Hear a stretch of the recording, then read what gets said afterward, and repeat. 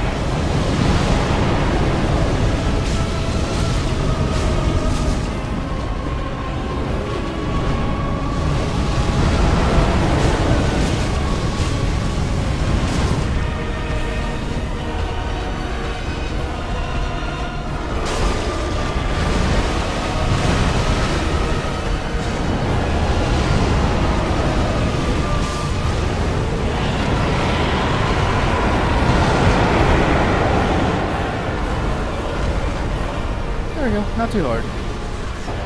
You just gotta know what to do. But anyway, just as a little bit of an explanation there.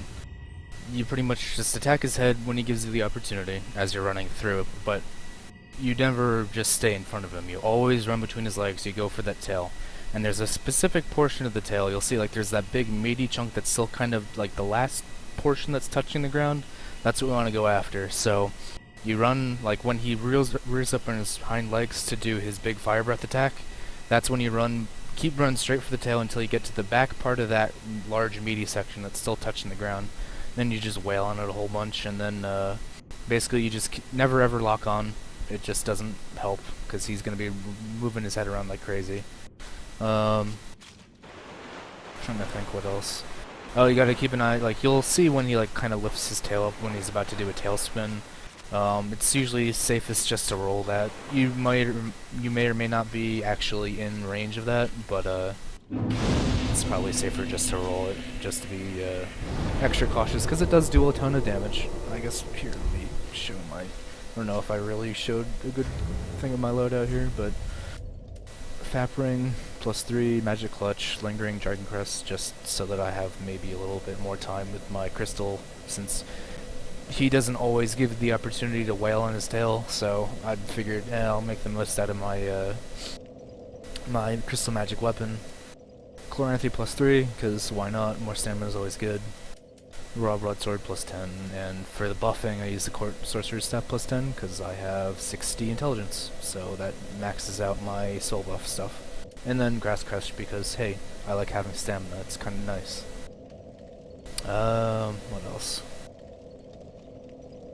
Pretty much you just always want to be back around that tail, and don't really go too long. Like, if he's gonna do a couple attacks where his head's, you know, gonna be there and you're not in the middle of getting an attack animation, go for it. Well, like, hit his head a few times, but the primary source of damage is going to be on his tail. That's the safest place to be. That's pretty much it, I think, in terms of strategery stuff.